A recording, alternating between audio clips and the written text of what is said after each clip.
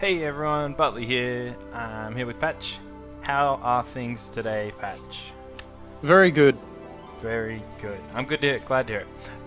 We're playing Sega. This is again preparation for our journey into a tough battle. You may notice here that I have a little Excel sheet on screen. That is upgrades and things. It's kind of self-explanatory. If you want to look into it, pause and have a read. You might notice there are 10 characters on the left-hand side. They may or may not be a hint as which 10 characters are going to be fighting in the battle, in the tough battle that's upcoming, which won't be this episode, that will be next episode. And confession to make, the next episode, it took me a really long time to actually win.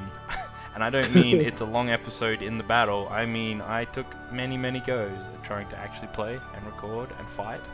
I tried many different team comps, and I was really struggling. And so I actually tried to complete it a few episodes ago, and I ended up going back and doing a little bit of grinding to get some more equipment and a few things, get a few extra abilities.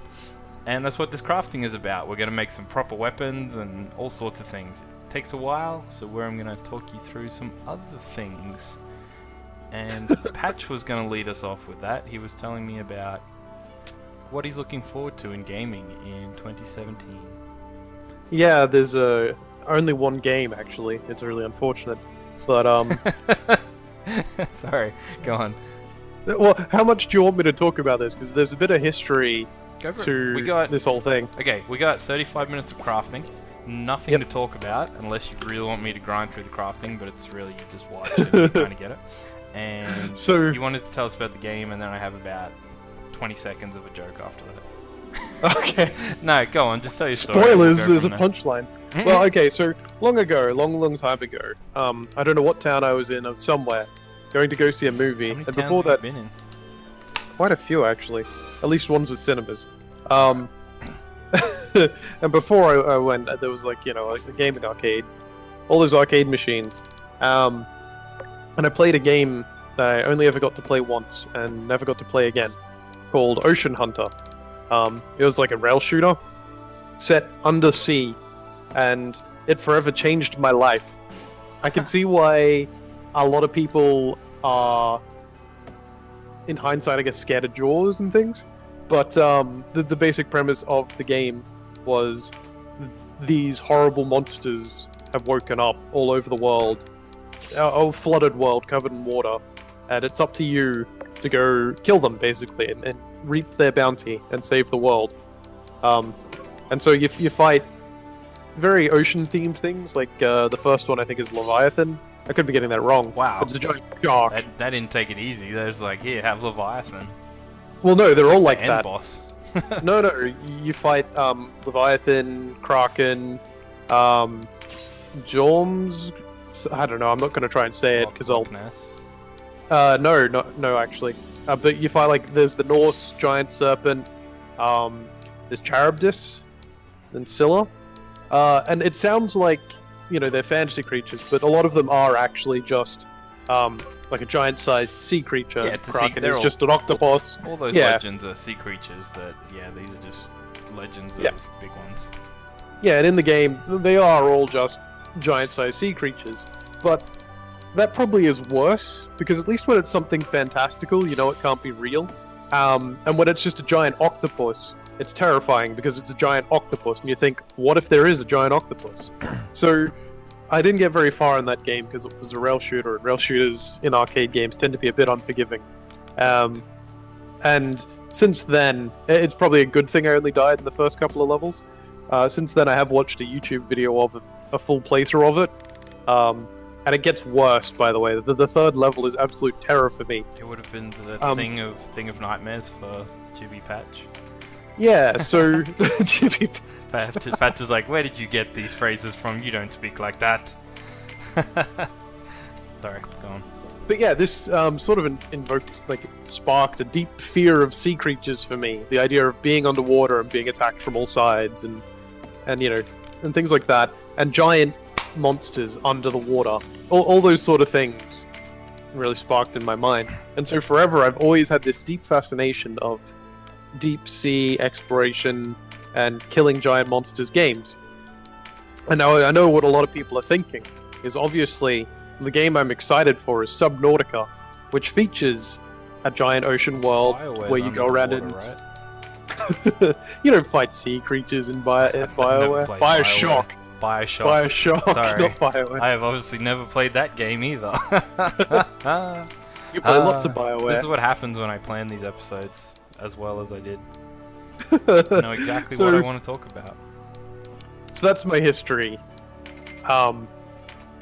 But you're I think not I had actually, something else. Are you actually talking about Subnautica, or was it a different game? No, Yeah. I'm not actually talking about Subnautica, which is the exciting part. There's this other game which fascinated me.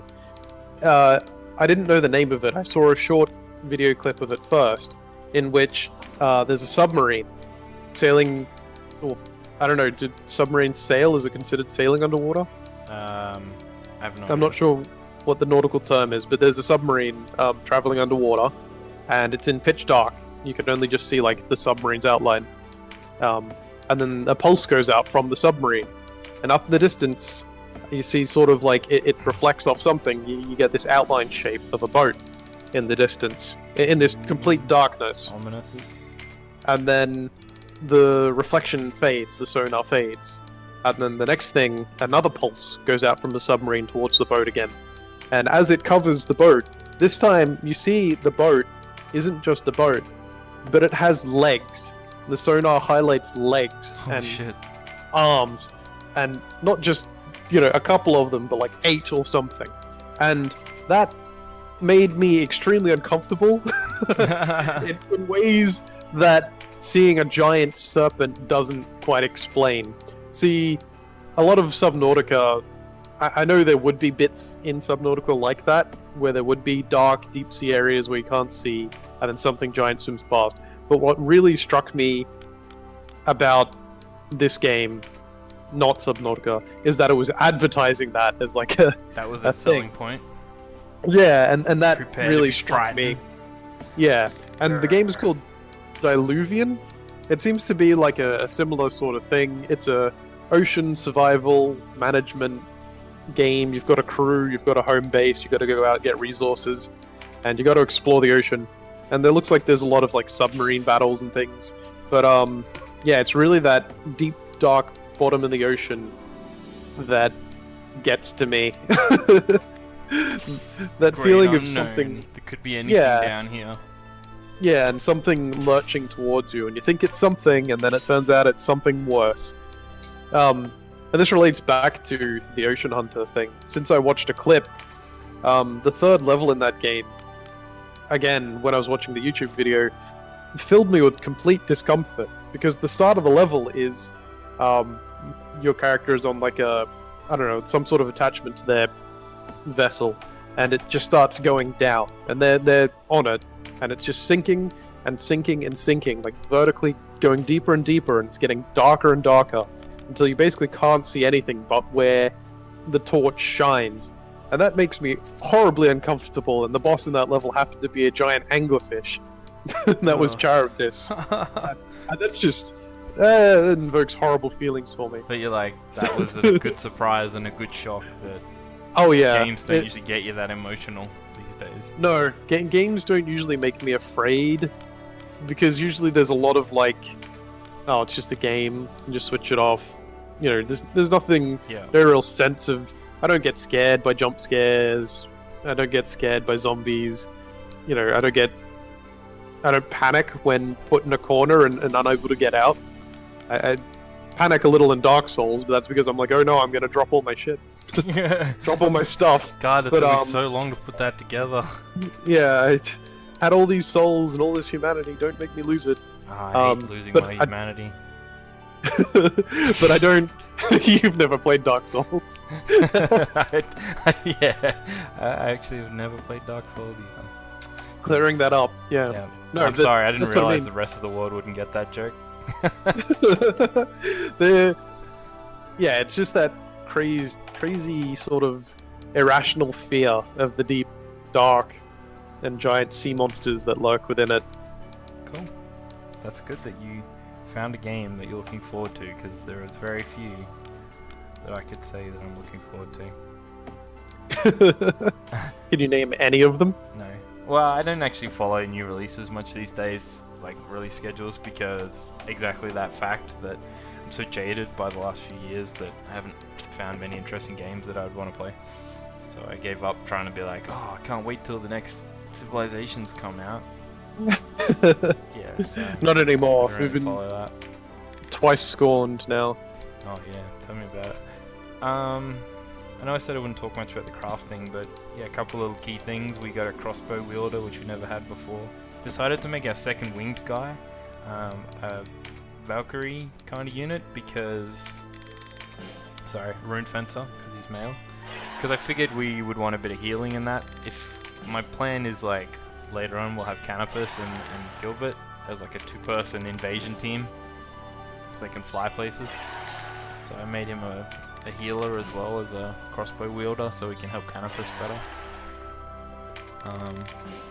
I made Sistina, I gave her healing magic as well, because she has a lot of damage, but you know, she can dual class as a healer, like a part-time healer, which is good. Takes us away from having to use just our clerics. And I think I turned our main character, or made sure our main character was a rune fencer as well.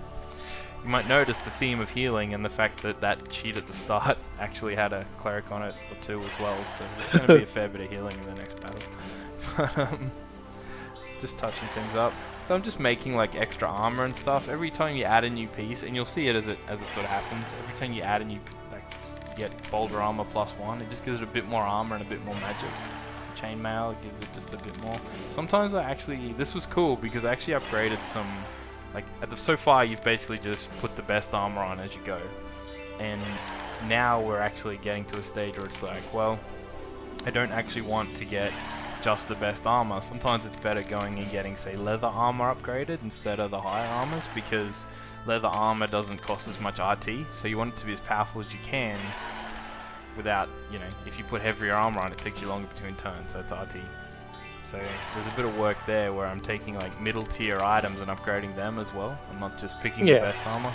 Point is, it's just like things don't become that redundant. You can always sort of find different ways to use them.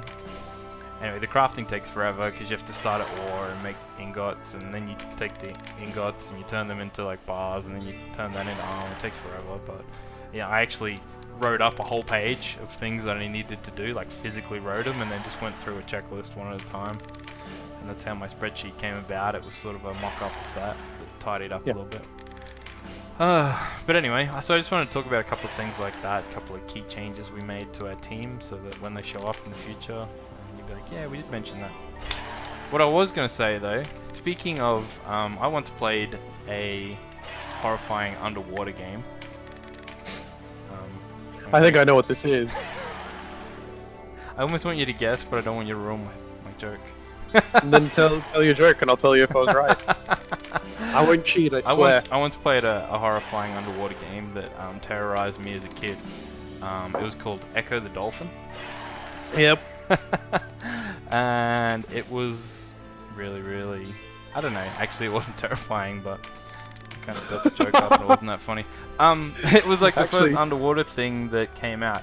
But the point of that was actually the segue, and I was going to say that came out in the Sega era, and we had a Sega.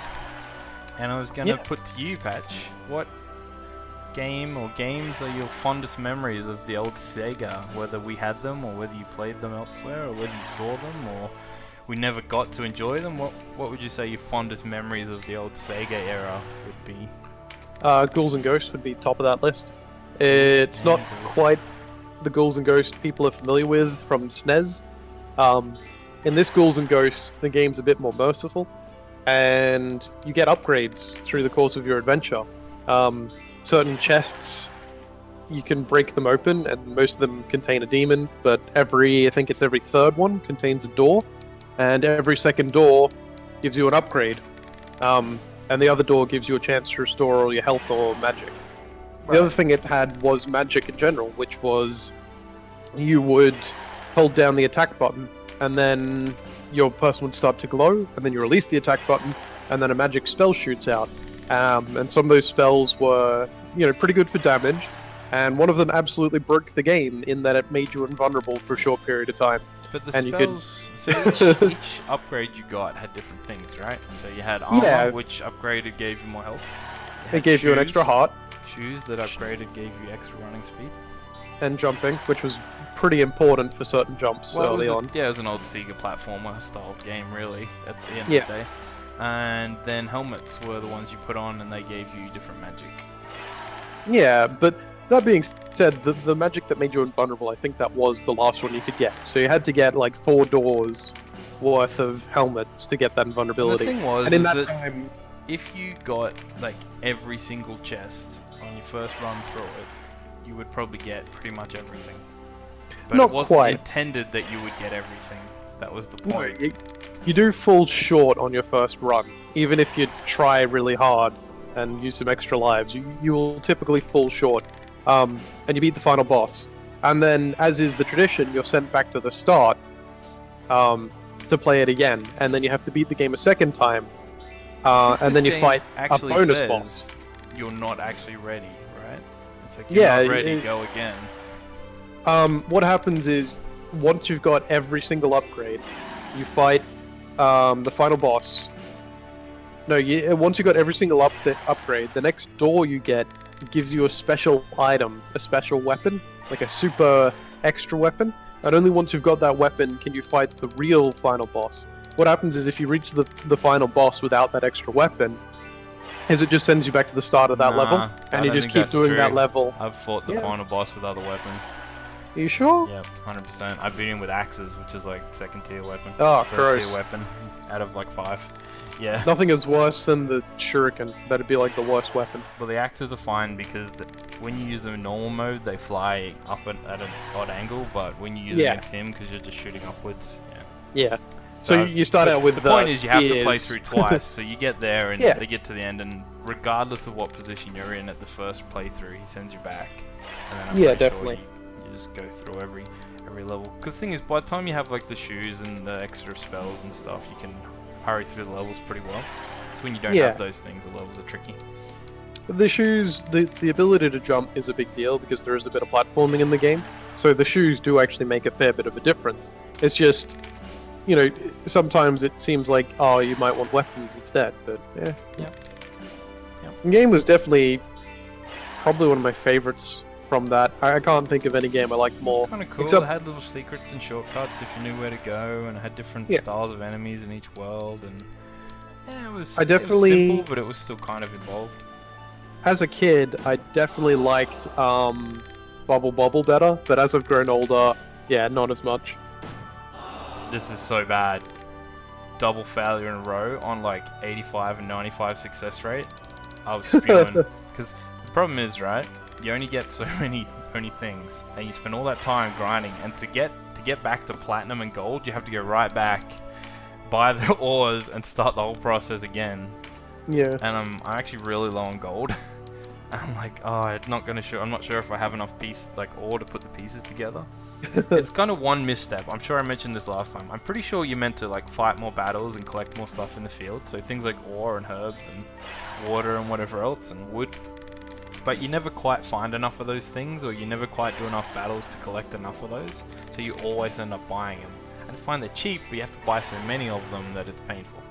So kind of it's a little bit of a flaw.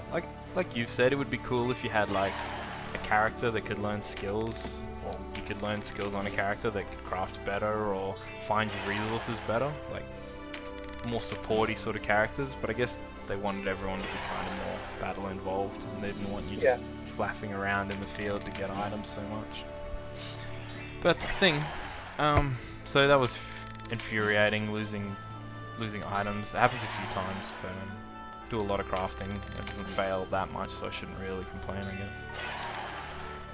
What do I remember from the 64 days? My goodness, that was a long time ago. 64? Not 64, Sega. Sega Master Master System. System. Crikey, it's like I have a challenge whole bunch of between- honorable mentions. Alright, you roll off and see if it tweaks my mind. So obviously Don't another say- favorite. Don't say Global Defense Initiative. Ah, You were gonna say that? I was gonna give it an honorable mention. Okay, 10 points for effort game. Well, so the game it's like a or like a space shooter. Like you Yeah, move so around. it's like a side scroller because you don't Yeah. control the side movement. But it was a bit weird in that you had an aimer that you moved around and you shot, and then you held down a different button, and then you moved yourself instead of your aimer. So I think that gets an honorable mention for being quite creative use of only having like a limited number And of it was buttons. one of the first games out on Sega. Yeah. Which was pretty crazy. But it wasn't a very fun game, to be honest. Also, honorable mention to Alex the Kid, which came with the console. Alex You just the turned Kid. it on, and you played. Yeah. Yep. No game, just go. Alex the Kid. I think at this Uh, point, by the way, I'm like, I can only make like I need to make like 4 sets of Baldur armor, and 2 of them just Yeah. failed. And I wanted to make the gauntlets, and I was trying to weigh up which was more important because I'm kind of resigning myself to I can't make any more. I just don't have the resources. So I Yeah. didn't actually make everything on that page in the end. I'm short 1 pair of Baldur or something. Because I think I want the gauntlets because they give you different things. Like the armor doesn't just give you magic and health, it gives you like resistance to reptiles or something. Whatever that special ability it is. Like sometimes it's like, but if you do the gauntlets, you can get like, on hit it casts silence or something. And so different things give different things. And I don't know what all those things were, but yeah. So in some characters I wanted the gauntlets more than I wanted the armor, even though the armor is statistically better. But yeah, so you see I sort of sold some stuff, and here I'm trying to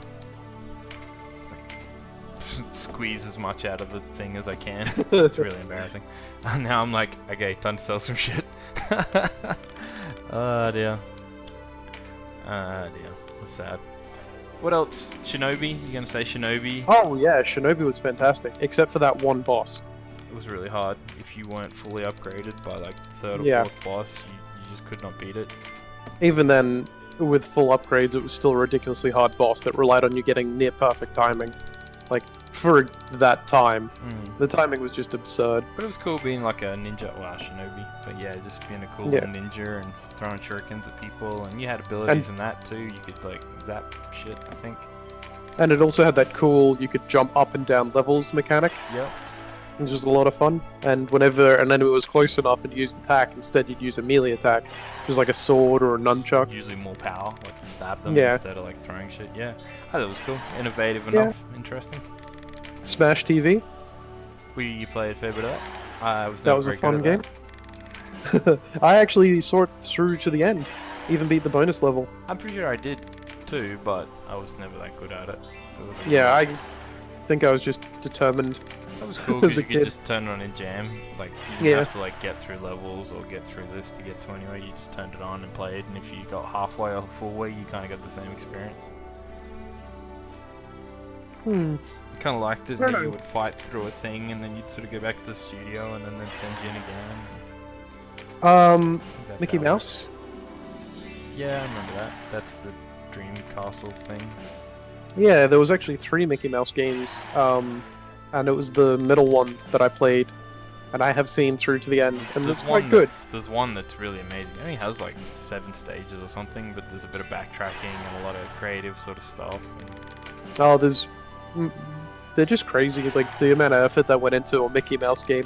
It's funny how nowadays I'm surprised when a licensed game is good, when back then making a good licensed game was, par for the course. You're meant to it's make like, a good game. especially in those days, like in a Mickey Mouse game, he could have just showed up, and he could have just Yeah. walked in a straight line, and like Mario Run except Mickey Mouse, Yeah. He could have just done that, but they went to so much effort to make it like a clever puzzle game and Yeah. have cool things, and you meet other characters, and you have to then like backtrack through your missions once you've got certain items and do stuff like that. Like it was a really good adventure game for what it was. There's one place that you flood with water, and then you go through that level again, and it's all new because it's got water in it now, and stuff like that. and you don't realize that you're going to flood it, so No. you don't realize where you can and can't get to the first playthrough, Yeah. and then the second playthrough you're like, oh, now I can get up here and explore, and it's like a whole, like I said, whole new level. You had to get the shrinking thing, and then there was a lot of moving blocks around and making sure you set off triggers and traps. And just There's one really cool thing- stuff. One thing I'll say about the Sega Master System is we never had many or basically any RPGs, which probably explains why I never really got into RPGs growing up. There were, a lot more platformly or puzzly games or action games. Very few games around managing a party and characters. Did Sega have much of that though? I don't know. It was more a SNES Not thing, maybe. A lot, really. But even that era, SNES had the Final Fantasy kind of stuff, but Dragon Warrior, there was a couple of them. yeah, okay, fair enough. I'm watching It was the through all Origins. Final Fantasy series, and I really miss my calling. I would have played all those things to the death when I was younger, but I missed It all also, there's a few of them I know of on Sega. I just can't remember the names of because obviously I've gone back through and looked up a whole bunch of games to see, what it'd be Played a fun really and cool familiar game. and nostalgic. I'm pretty sure it was on Sega. I'm not 100% certain. I can't remember what it was called. Well, I can't even remember what it was like, but it was like a RPG. It was kind of had like proper text and character development, and you talked to three people and made choices, and you had like magic. And I can't remember what it was called. One day I'm gonna go and find it. I'm gonna put in real effort and go find it. One day, And then you'll be like, wow, this game just isn't what I remember it to be. Sucks. That's how I am with a lot of. I've tried to get Sega games. I even have a bloody Xbox Sonic collection, Sega collection thing, and I can't play any of those games anymore. I don't know. Maybe I'm just too old to manage a controller like that. A lot of that also was like memorizing levels and stuff. Yeah. Sure, I could play Ghouls and Ghosts like blindfold. Just the first few levels easily. Probably most of the game. I must have been really proud of getting a Bolt bow. I'm pretty sure when I recorded this, which was ages ago, I'm probably have a note somewhere on my notes pause here, talk about this. I'm not 100% sure. Man, you have completely underestimated Echo the Dolphin, by the way. It was actually amazing, right? Well, you said the game's not terrifying, but I don't know if you can spare a moment.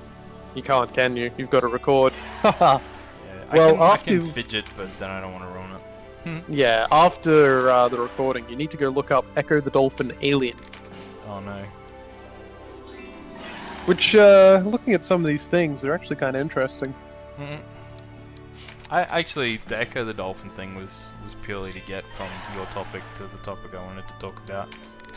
It wasn't in Which is Sega Master System. It wasn't about the delivery or the topic. It was just the first thing I thought of when you started talking about underwater games, because I really haven't played any. I'm like, oh, Echo the Dolphin, yeah, that was a thing. So when it came out, it was kind of groundbreaking. It wasn't like a combat it was, but it wasn't a combat game. It was as much about exploration. And I had the jumping mechanic where you had to build up momentum and fly out of the water to jump things and that. And yeah, that was all creative and new. It's like when the Nintendo 64 came out and you had proper 3D, and that 1080 snowboarding was one of the first games that was really popular, just because it utilized jumping and spinning in 3D, and you did tricks, and that's why those Tony Hawk skateboarding games became really popular as well, because it really utilized the 3D element of the console that hadn't really been done until that point. Yeah, the 64 was a good era for us. But I'm trying to think what I played on Sega. There must have been. We had quite a few games, but we also would have seen games. It was one of those eras where you had several games, but all your friends had it. There was only a couple of consoles, so you used to be able to just go around and play stuff. You didn't have your profile you needed to sign into and shit like that. You just went up and played. Excuse me, I played a lot of football games because I'm pretty keen on football. Played Alex Kidd, played Bubble Bobble, played the Bubble Bobble 2 thing. Rainbow Island. Which is completely different, but interesting. I have since played that game and beaten it a couple of times over the years, and each time I go back to it, I get to the ending, and I think I must have missed something. Because when I get to the final boss, every boss has a health bar in the top left corner, and the final boss doesn't have a full health bar. None of the bosses do. They're all short. Ah, yeah. And I wonder, did I miss some sort of secret, and there's some sort of actual final boss? or was it just a game for little It kids? has Game Plus mode that, like the Final Fantasy games that you didn't even know Yeah. about. I didn't mind that game. I didn't think it was as cool as the first one. The first one was clever and interesting, but it was kind Yeah. of a completely different game, so I don't blame them for making it. Yeah, I don't even know if it had anything really to do with Bubble Bobble. I think they just put the name on it. Yeah, they're like, oh, it's just a two-player jump up thing. Yeah. Yeah. But that was a lot of things in those days. They would, if they could afford brands, they'd put brands on it. If they couldn't, they just spat it Yeah. out anyway. Like, it wasn't as Yeah. regimented as what you get nowadays. Definitely. God, what else did we play on Sega? I know we had Wonder Boy, and there were several Wonder Boys, and there were a lot of them were like, the first few were like side-scrolly, runny, jumpy games, and then there was that Wonder Boy Monsterland series, which is one of my old favorites, where you played as several different, like you would morph, and if you like cursed, like a warrior, and you meet a witch or something, and they turn you into a dragon, and like a mini dragon, but not a massive, cool, powerful dragon. And then it was like an RPG because you had to go around and change forms and use different forms to get different places and clear dungeons and stuff. It was like Zelda before Zelda existed. You know, you collected magic spells that did different things. Whoa. Before Zelda existed, Zelda was around on the NES. Sega was NES time. Wasn't Sega Master System 16-bit? I don't know. Now you're talking. NES was 8-bit. Now you're talking was things like- that I don't know. Okay, it was Zelda. Maybe it was Sega being like, let's make a Zelda game out of one of our properties. Wonder Boy. I wouldn't be surprised about that, to be honest. That's what they used to Not do. to say, but Sega was definitely the American console at the Yes. time, like compared to the Nintendo. So I could definitely see it sort of being, oh, we got to have our competing thing, because they had Sonic to be Mario's, Yep. you know, their trademark character in that. What else did we play? What else? What else? In those days, other than Game Ground, I'm out of suggestions. Game Ground was pretty cool. What was Game Ground? It was sort of, I don't know, I don't want to call it a strategy game, but you'd come to a room and there'd be a bunch of enemies scattered around and obstacles and things, and you'd have like, you'd usually start with 3 guys, and you choose from those 3 guys, and one might throw grenades, one might throw spears. I remember that game. You know, I always get it confused with like old school Gauntlet Legends. Yeah. Because it's the same sort of concept. You pick a class, Yeah. but then you go into a new room and you change class. Why don't they make games like that anymore? That was one of my favorite games ever. Yeah, that was a pretty cool game. I have played it. It's in that Sega Master System, or the Sega collection you're talking I'm about. gonna have to go and look that up. I didn't know No, that I've- was what that game was called, but now you've described Yeah, it. no. That is definitely what I always think of. Cool. Yeah, that game is fantastic fun, and I've definitely played a bit of that, even to this day. And it has such a hard learning curve. I just like Not a it learning that you curve, get but to a hard. pick specific classes and they all had to do different things. It was like Pokemon before Pokemon had 1,000 NPC Yeah. character Pokemon things. To choose different ones depending on different levels. So you'll have the Yeah, guy that and- run fast, or the guy that can take you one hit, or the guy that shoots in a circle, or the guy that has more damage. Yeah, it was awesome. Yeah, no, and the remember other that. thing is you'd pick up other guys Yeah, that's right. in the missions. Yeah, Collect them as you go. yeah, no, that's a lot of fun. I definitely would mention that one, but it's just it's so old at this point that it sort of shows. I mean, still pretty fun and easy to control to play, but So look on the screen for Yeah. a sec. So I'm giving Donatello. Remember I mentioned Donatello's going to be like more tanky? yeah, And I just looked and that buckler has silence proof, so you can't silence our cleric. And has deflect Great. +1, so it means that he'll deflect ranged attacks more often. So it gives him extra health and extra stuff. So that's the sort of thing, like the buckler isn't the best shield, but because it has silence proof, it's the perfect shield for a cleric.